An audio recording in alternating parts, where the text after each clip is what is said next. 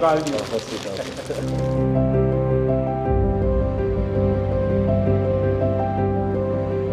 हिंदुस्तान के गांव का एक लड़का जब दुनिया में नाम रोशन करता है तो अच्छा लगता है। और आप तो नसीब वाले हो जी, आपके परिवार ने आपका नाम दिलजीत रखा तो आप जीतते ही जाते हो लोगों को। हम पढ़ते थे, मतलब ये लिखा हुआ सब जगह और खुद कि मेरा भारत महान, लेकिन मेरा भारत महान मैंने इस टूर में एक्चुअल जाना सर। जब मैं भारत घूमा ना जी पूरा, तो मेरे को पता चला ये क्यों कहते हैं मेरा भारत महान। सचमुच में भारत की विशालता एक अपना शक्ति है हाँ जी। जी सर। ये बेनिफिट जनसंख्या इसलिए मिलता है ऐसा नहीं है, हम लोग एक वाइब्रेंट सोसाइटी है। आपकी जर्नी से भी सर हम जब देखते हैं तो मतलब आपने कितना अपनी इकाइयों में हिमाचल चले जाना और सब हाँ, कुछ छोड़ देना और फिर भगवान का इतना आशीर्वाद हो जाना, ये बहुत बहुत मतलब ये भगवान की मर्जी ही है।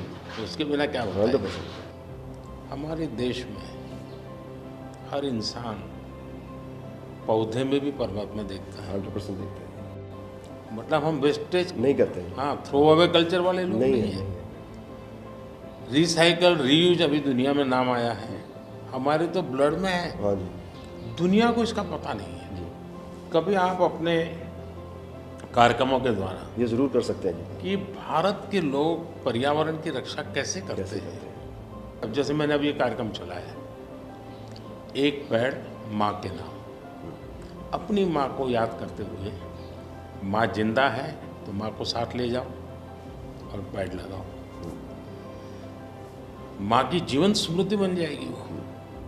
और माँ जिंदा नहीं है अब तो फोटो लेकर के जाओ, लेकिन माँ को कहो माँ तुम्हारे लिए ही है। हमारे लिए पेड़ है। तो अपनी माँ जिसने हमें जन्म दिया और ये धरती माता जो जीवन देती है, दोनों को हम एक प्रकार से जी आज करोड़ों लोग ये काम कर रहे हैं। हाँ, भारत में सबसे बड़ा अगर कोई जादू जिसको कह लो तो वो योग है। और जिसने योगा को अनुभव किया है वो उसकी ताकत जानता है। हाँ जी सर। आपको ये बाहर जाते हैं तो अनुभव क्या आता है, संगीत के इतने बड़े समारोह में जाते हैं तो बाकी लोगों की भाषा, उनकी स्टाइल, नए इमोशंस होते हैं। जी जी सर, मेरे को लगता है सर जैसा उन्होंने बना दिया एक कोचेला को, एक फेस्टिवल या और भी फेस्टिवल्स बड़े होते हैं, हम तो बहुत ज़्यादा बड़े कर सकते हैं यहाँ पे सर। और लोग दुनिया भर से ट्रैवल करते हैं ऐसे फेस्टिवल्स के लिए।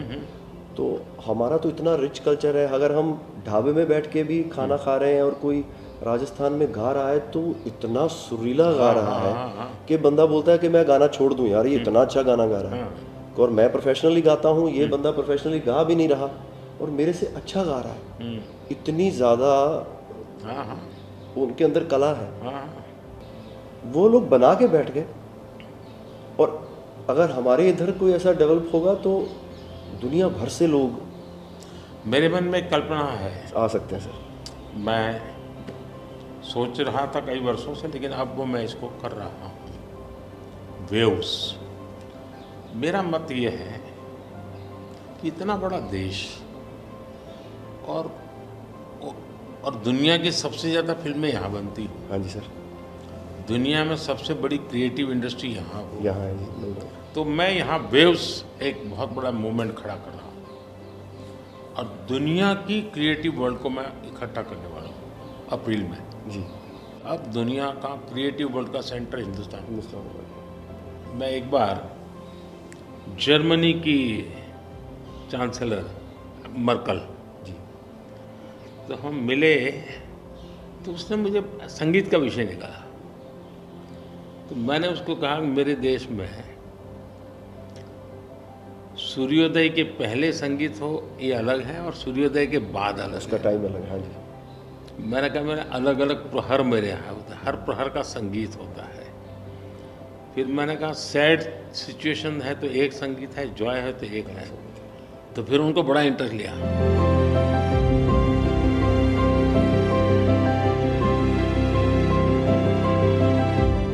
मैं सचमुच में साहबजादों का जो बलिदान है, जी सर। लेकिन सिख परंपरा ने उसको जिस प्रकार से निभाया है, जी। अद्भुत है। मैं तो पंजाब में रहा हूँ तो मुझे मालूम है, माता गुजरी और 7 दिन तक लोग सोते नहीं, और घर सच्ची नीचे सच्ची सोते ज़मीन हैं। पे सोते हैं जी। हाँ जी, हाँ जी, मुझे खुद को बड़ा इमोशनल अपील करता था। हाँ जी, तो फिर मैंने यहाँ आकर के 26 दिसंबर को हाँ जी, बात वीर बाल दिवस मना था। हाँ जी, और मैं देश के हर बच्चा को चाहता हूँ कि वो समझे कि कैसे वीरता होती थी, जी सर, आस्था क्या होती थी। कच्छ के अंदर लखपत में गुरुद्वारा है। 2001 में जब भूकंप आया तो उसको काफ़ी नुकसान हुआ गुरुद्वारा को। गुरु नानक देव जी वहाँ रहे थे तो मुझे बड़ी गहरी चोट पहुँची। तब तो मैं मुख्यमंत्री नहीं था, लेकिन मैं तब एक वॉलेंटियर के रूप में वहाँ कच्छ में काम करता था। अच्छा जी, भूकंप के 9 महीने के बाद मैं मुख्यमंत्री बना। जी सर, तो मैं कच्छ गया और मैंने पहला काम तय किया, मैं एक गुरुद्वारा को बनाऊंगा। बड़ी बात। लेकिन मैंने दूसरा तय किया कि मैं वैसे ही बनाऊंगा जैसा उस समय बना था। तो ऐसे लोग कौन मिलेंगे, तो मैंने बहुत ढूंढा मिट्टी कहाँ से मिलेगी उस प्रकार की। जी, आखिर को मैंने राजस्थान से कलाकारों को लाया, आर्टिस्टों को, और उनके बाद जैसा था वैसा बनाया। ऐसा तो मैंने आपका इंटरव्यू देखा था सर अभी हाल ही में, हाँ, उसमें जब आप अपने माँ और गंगा माँ की बात कर रहे थे, जब आप इमोशनल हो गए सर, वो मुझे बहुत टच किया।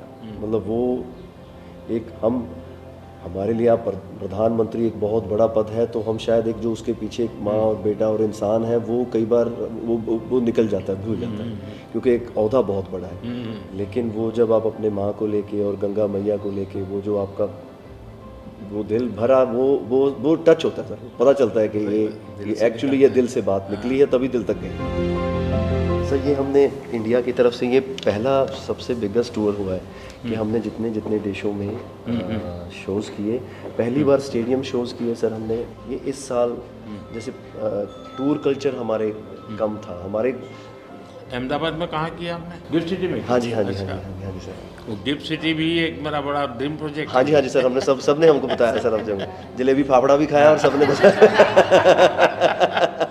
सबसे बड़ी बात है, मैं आपकी तारीफ करने के लिए नहीं कह रहा, नहीं सर, इस शोहरत को पहचाना। और मैं आपके व्यवहार से देखता हूँ, लोगों से सुनता हूँ कभी कभी, तो मुझे लगता है कि आपके माता पिता के संस्कार का हो या गुरु की कृपा का हो, आपने इन सारी चीज़ों को पचाया है, शुक्र। उछल नहीं पड़े।